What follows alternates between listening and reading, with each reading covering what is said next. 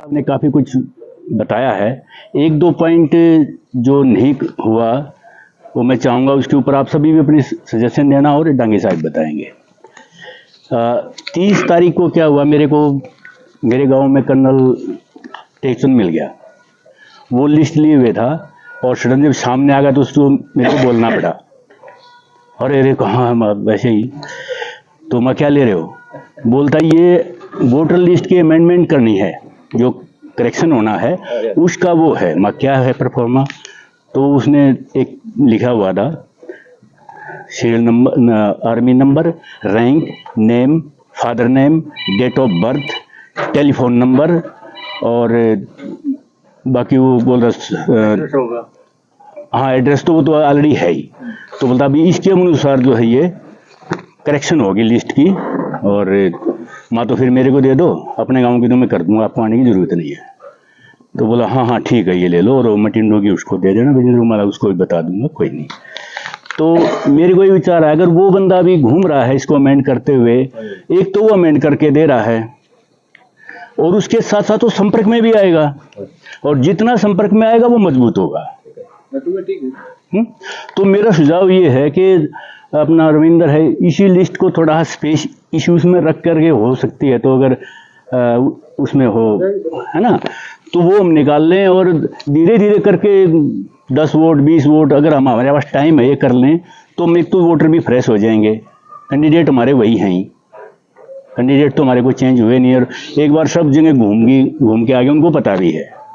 तो अगर ये हो जाए तो मेरे ख्याल से हम अगर बैठे रहेंगे कि इलेक्शन जिस दिन घोषित होगा उस दिन भागेंगे, और या फिर इसकी अथॉरिटी आप ला दें, या तो अपना इसी सोनीपत से हमें मिले भाई क्या क्या उसका परफॉर्मा होगा जो करेक्ट करेंगे, क्योंकि मेंबर हूँ, ये मेरा लिंक का कार्ड है, लेकिन यहाँ लिस्ट में मेरा नाम नहीं पाया, वोटिंग लिस्ट के अंदर नाम नहीं है। ऐसा सर, ऐसा बहुत साथियों के साथ हुआ है कि इन्होंने वोटर लिस्ट से नाम उसके हटा दिए, और इसके लिए आप जब जाओगे ऑफिस में तो ये जाकर आप वोटर लिस्ट में नाम डलवाओगे। अगर आप नहीं डलवा पाते, जिस दिन वोटिंग हो रही है उस दिन भी आप लाइन में लगोगे, अपना कार्ड दिखाओगे, आप वोट डालोगे, कोई नहीं रोक सकता। वोटर लिस्ट में आपका नाम नहीं है लेकिन उसके पीछे पेन से नाम लिखा जाएगा। क्या मैं कैंडिडेट बन सकूं इस पे? हाँ, कैंडिडेट लिस्ट में नाम नहीं है, अब नहीं बन सकते, लेकिन ये नहीं। Portfolio holder and my friends, good morning and जय हिंद। मेरा नाम सुरेश गहलावत है। मैंने 23 साल एयरफोर्स में सर्विस की और 2006 में मैं एज ए जूनियर वारंट अफसर वहाँ से PRS लेके आया। उसके बाद मैंने सेंट्रल गवर्नमेंट ज्वाइन की और मैं वहाँ से लास्ट ईयर असिस्टेंट डायरेक्टर से रिटायर हुआ। ये मेरा परिचय है, और अभी मैं रिसेंटली इस प्रोफेशन में आया हूँ, एडवोकेट वाले प्रोफेशन में। मैंने प्रैक्टिस शुरू की है, सोनीपत डिस्ट्रिक्ट कोर्ट में मैं बैठता हूँ। हमारे लायक सबसे पहले तो मैं ये रिक्वेस्ट करूँगा कि हमारे लायक किसी को कोई भी हेल्प चाहिए, I am always available, you can come at any time. दूसरी चीज़, जब हम अपने एक सर्विसमैन भाइयों के साथ में उनके साथ बात करते हैं, मिलते हैं, तो एक बड़ी एनर्जी मिलती है, क्योंकि ये जो फैमिली है, वेदर इट इज़ एयरफोर्स है, आर्मी है या नेवी है, वहाँ का जो एटमॉस्फेयर है वो इतना अच्छा है कि वो तो हमें यहाँ कहीं भी जो है सिविल में नहीं मिलेगा। लेकिन हम सब मिलकर हम ये कोशिश करें कि कम से कम हम अपना वो एटमॉस्फेयर बनाए रखें, एक दूसरे की हेल्प करें। हमारे लिए वहाँ से एक इनिंग हमने ख़त्म की है, लेकिन ये दूसरी इनिंग भी हमारे लिए बहुत ही महत्वपूर्ण है।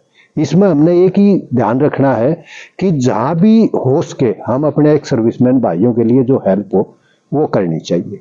और धीरे धीरे जो दांगी साहब ने जैसा बताया, अब हम धीरे धीरे जो है पावर में भी आ ही रहे, तो जो भी अच्छा हो सके हम एक दूसरे के बच्चों के लिए जो हेल्प कर सकें।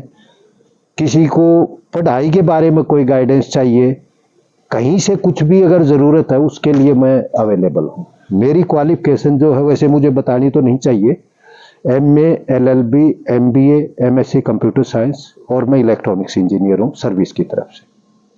2 बेटियां हैं मेरी, दोनों बेटियों ने PhD कर ली और दोनों अमेरिका में। मैं और मेरी वाइफ हम सेक्टर 23 में 2517 नंबर मेरा मकान है, यहाँ पर रहते हैं। किसी भी हमारे भाई को कोई भी हमारे लायक हम उसके काम आ सके, आई एम ऑलवेज अवेलेबल। और मेरी यही रिक्वेस्ट है कि हम एक दूसरे को सहयोग करें, जो मदद हो उसके। आज भी हम वही हमारा एक छोटा सा परिवार है। सबसे पहले हमारी जो रिस्पॉन्सिबिलिटी है, हम अपने बच्चों को, क्योंकि जो डिफेंस फोर्सेस में जो सबसे बड़ी स्ट्रेंथ है, हमने जो तकलीफें उठाई हैं, हम कोशिश करें कि वो हमारे बच्चे ना उठाएं। हमने अपने बच्चों को कामयाब करना है, ये हमारा सबसे बड़ा योगदान रहेगा और कोशिश भी की जाएगी। क्योंकि हमने तो जो करना था हम कमा लिया, अब हम तो या तो समाज के लिए कुछ करें, उस समाज में, या अपने परिवार, तो अपने बच्चे तो हैं, उनके लिए हमने बहुत ही उनको एक अच्छा रास्ता दिखाए। और ज़्यादा मेरे पास कुछ कहने के लिए है नहीं, बस मैं यही आप लोगों से प्रार्थना करूंगा कि हमारे लायक कुछ भी है, कभी भी कोई हमारे लायक सेवा है, कभी भी आप आइए। थैंक यू एंड जय हिंद। भारत माता की जय। भारत माता की जय। वंदे मातरम। वंदे मातरम। वंदे मातरम।